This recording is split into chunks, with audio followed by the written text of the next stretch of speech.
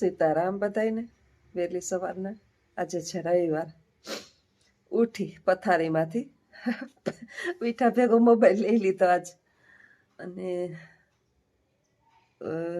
થોડીક વાત કરી લઉં જય શ્રી કૃષ્ણ બધાને સીતારામ જય માતાજી મારા વિડીયો જે છે ને બધા જ જોવે છે એટલે ઘણા મને જય માતાજી કહે ઘણા સીતારામ કહે ઘણા જય શ્રી કૃષ્ણ કહે એટલે આજ મેં બધું કહી દીધું ભેગું આજે અંતે એક નિર્ણય મારે લેવો જ પડ્યો 3.25 મહિના સમય વિતાવ્યા પછી અંતે એક નિર્ણય લેવો પડ્યો કે બાને મૂકવાનું નક્કી કર્યું છે બાને ક્યાં જવું થોડાક દિવસ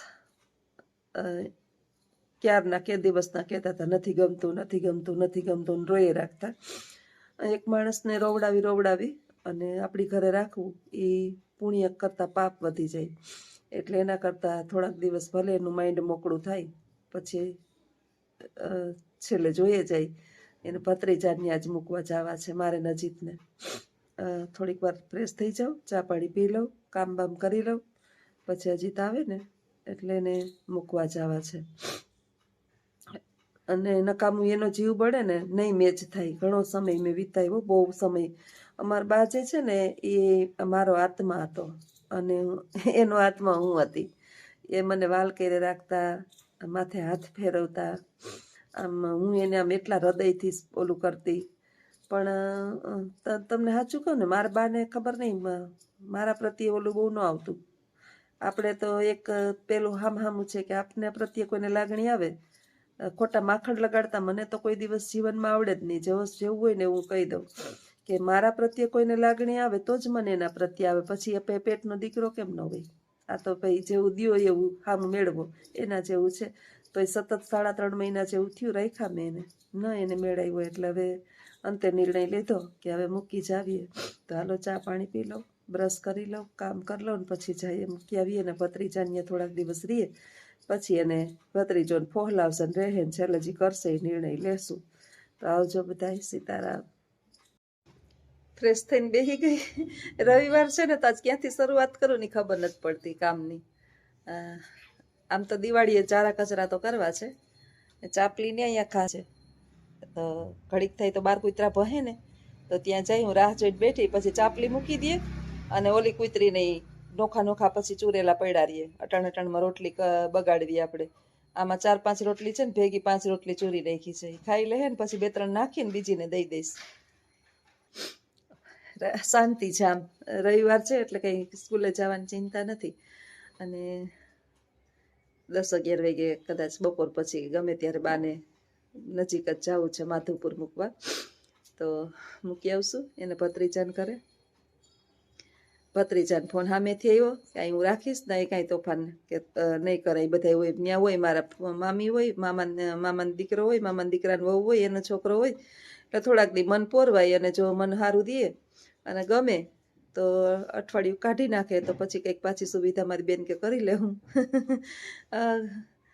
મારા ભાઈ જે છે ને હતો ને એ બિચારો કહેતો કે બેની કે આપણે બાને કહીએ ને કે હાલ આટો દેવા જાવું તો એ સીધી ના પડે મન્યા ન ગમે પછી વા આટો દેવા જાવું મન્યા ન ગમે હાલ જો બે જોસ્તાન ઘરે આટો દેવા જાવું ત્યાં મન ન ગમે એક જ જગ્યાએ જાતા મારી એક વચલી બેન છે ને એની ઘરે અત્યારે હજી એને ત્યાં ગમે પણ હવે એ લોકોને અનુકૂળ નતા આવે એમ કે પાડે પછી બધાને ન પોહાતું હોય એટલે આવું બધું છે કોને ત્યાં ગમે ને કોને ત્યાં ન ગમે ને હવે ગમવાનું ના ગમવાનું અમુક ઉંમરે ના હોય જો દીકરો હોય વહુ હોય દીકરીઓ હોય જમાઈ હોય બધાને પોહાય ના પોહાય અત્યારે વૃદ્ધો પોતાના માતા પિતા કોઈને ગમતા નથી તો પછી બીજાને તો કોઈ હાચવે નહીં અત્યારે તો ચાલશે ફાવશે ને દોડશે એની જિંદગી છે 60 વર્ષ પછી આપણે જીવનની અંદર દરેક એવો આપણે મારાથી માંડીને બતાવીએ હું તો એમ કહું છું કે શક્ય હોય ને બાને તો અત્યારે બહુ સરસ ભગવાને મોકો આપ્યો છે બાના ભાઈ છે સ્વામીજી થઈ ગયા છે બાથી બાના દીકરા જેવડા એટલે મારા મોટા ભાઈ જેવડા બહુ સરસ આશ્રમ છે એનો એ મેંદરડા પાસે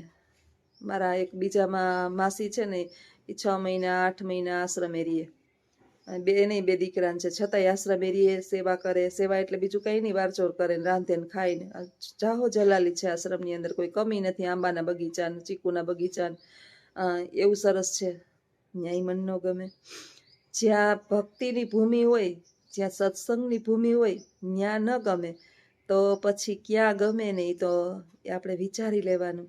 એટલે એકલહુડું માણા હોય ને એ એકાંત, એને ક્યાંય એકલું પોતે જીવવું હોય એને કોઈ અનુકૂળ ન આવે. નહીતર માં મસ્ત ગમે ને એ હરિનું સ્મરણ, ત્યાં તો આશ્રમે તો કેટલું હરિનું સ્મરણ થાય ને એકદમ શાંતિ, ન કોઈ હવે તો ક્યાંય ને કાંઈ ચિંતા છે, પૈસા છે, એના પૂરતા એની પાસે પૈસા છે.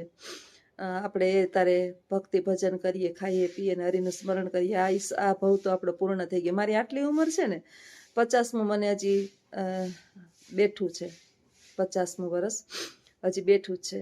તોય મેં નક્કી કરી લીધું કે દુનિયાના તમામ ઝંઝાળમાંથી આપણી મુક્તિ. હવે આપણે જન્મ દઈ દીધા, કરમ એને બધા ઠેકાણે હવને પાડી દીધા, બધું આપણે એનું કરી દીધું.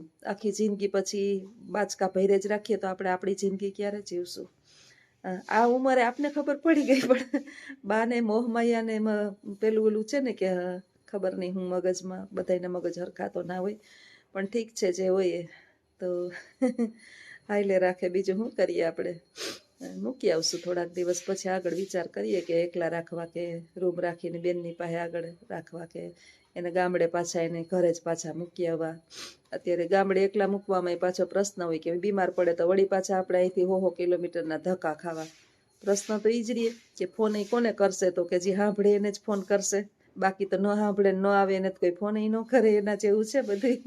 તો આગળ વિડીયોમાં બન્યા રહેજો. સીતારામ. અત્યારે હાલે છે મારા એક્ઝામ હાલે એટલે 9 થપ્પા પેપરના આવે. 9માના 2 સંસ્કૃતના વિષયના, 10માના 4, 2 ગુજરાતીના, 2 સંસ્કૃતના, 11માના 2, એટલે 8 થપ્પા આવે. 4 જે છે એ 100 માર્કના અને 4 50 માર્કના, એટલે 700-800 પેપર ટોટલ જોવાના હોય. એક પેપર લખતા એક છોકરીને 3 કલાક થતી હોય લખતા, તો આપણે લખતા વાર લાગે ને એટલે વાંચતા વાર તો ના લાગે, પણ જોવા પડે. એટલે આ વખતે 13 તારીખે પરીક્ષા પૂરી થાય ને 16 તારીખે સીધું વેકેશન પડી જાય, એટલે કોઈ દિવસ ચાલુ શાળાએ પેપરનું ને રિઝલ્ટનું બધું ન થાય. તો આ દિવાળીનું કામ છે અમારું, ઘરે બેહીને કામ કરવાનું. એટલે ક્યાંય હક નથી, એટલે ક્યાંય જવું કે કેમ જવું કે જવાહે કે રિઝલ્ટ બનશે કે. આ નોકરી કરીએ ને એટલે થોડીક ટેન્શન આવી જાય કે રિઝલ્ટ બનાવવું કે બહાર ફરવું કે હળવું રહેવું કે ઝારા કચરા કરવા કે રજા નથી પાછી. અને બધું મારે આ વર્ષ તો જે છે ને કપાત પગારમાં જ ગયા. મહિનો દિવસ માણસ છે ને ખાલી વાતો કરી નાખે, અમે આમ કરશું ને અમે તેમ કરશું ને, તો અમે બેઠા છીએ ને છેલ્લે આપણે જ્યારે ખરાખરીનો સમય આવે ને, મેં જોઈ લીધા બધાને ખરાખરીનો સમય તો આપને કોઈ હેલ્પ ન કરે. એવી ફસાણી કામ, એક બાજુ ભાઈનું હતું તો દોડાદોડી કરીને મહિનો દી ત્યાં દોડાદોડી કરી, એટલે પગાર આપણો જાય. ઘરમાં ખાડો કોનો આપણું છે, એટલે આપણે બધું વિચારવું પડે કે આપણે ન જઈએ તો આપણાથી મૂર્ખા કોણ, મારું કરીને મરી જાય. પછી બાનું થયું એટલે બાનું મહિનો દિવસ 2 મહિનાનો પગાર કપાણો. અત્યારે તો મારે રજા લેવી હોય ને તો એ વિચાર કરવો પડે કે ઘરનો પગાર તો કપાય પણ વાંથી રજા ન મળે ને પછી. એટલે ફરવા જવા ટાઈમે આપણે કંઈ બોલી જ ના શકીએ. અમુક વર્ષ એવું આપણું બગડે ને કે એની વાત જવા દો. 1 વર્ષની અંદર 2 ઘટના આવી બની, એટલે સમય તો બગડવાનો જ છે, બધાને ખબર પડે. અને જેની માથે પડે એને ખબર હોય જવાબદારી ચીજ બહુ ખરાબ છે. કે ખીલી હોય ને ખીલી, એને પિત્તમાં ખોડે, પછી જે સીધી ખીલી હોય ને એ અસલ ભીતમાં દિવાલમાં ચોંટી જાય. એટલે બધું વજન જે છે ને એના ઉપર ઉચકે. અને વાકી ખીલી હોય ને બેવડી વળી જાય ને એટલે એને કાઢીને ફેંકી દે. એમ ખીલીની જેમ રિક્ષા એક ભાઈની ઉપડતી નથી, ભળ કરે છે. ખીલીનું આપણા જીવનની અંદર એવું જ છે. માણસે ખીલી જેવા વાંકા ચૂકા હોય, ગમે એમ કરીને પોતે પોતાના ઓલામાંથી નીકળી જાય. એ આપણને ધીમે ધીમે અનુભવ શીખવે કે માણસ કેટલી હદે હોશિયાર ને ચાલાક હોય, કે ગમે એમ કરી અને એની જવાબદારીમાંથી નીકળી જાય. અને આપણે ભોળા કે નાના લાગણીશીલ, આપણે ન કરીએ તો કોણ કરે, આવું બધું મગજની અંદર રાખી અને ઈશ્વરનો ડર સમજી અને આપણે લઈ લઈએ, સ્વીકારી લઈએ. પણ ઘણી વખત જે છે ને ધર્મ કરતા ધાડ થાય એના જેવું. મને તો મારા બાને લઈ આવીને મને મોટો અફસોસ થયો કે 3 મહિના રોય જ રાખ્યા. એટલે આ પાપ થયું પુણ્ય થયું તો હું ન સમજી શકી. ઘણી વખત આપણે વિચાર આવે કે જવાબદારી લીધી અને 3 મહિના રહ્યા, હવા 3 મહિના, અને સતત રોઈએ જ રાખ્યા, ખાતા જઈને રોતા જાય, અસલ નીંદર કરી લઈએ, ખાઈ લઈએ, પી લઈએ, બધી થોડીક વાર થાય તો રોય. ઠીક છે, દીકરો વયો ગયો તો બધું જ દુઃખ હોય, પણ આખા જગની અંદર માણસ મૃત્યુ પામે છે, અને જીવવું એ તો વાસ્તવિકતા છે. હાઈલે રાખે. પણ જ્યોત્સના કંઈક જીવનમાં આવું છે, એટલે ક્યારેક ક્યારેક હું હાડી વિચાર કરતી હોય કે આટલો લાગણીશીલ સ્વભાવ છે ને સારો નહીં, એટલે હવે એમાં ચેન્જ લઈ આવવાનું છે. નક્કી જ કરી લીધું, કાલથી ખીલી જ બાંધી લીધી કે લાગણી નામની ચીજને મારી નાખવાની.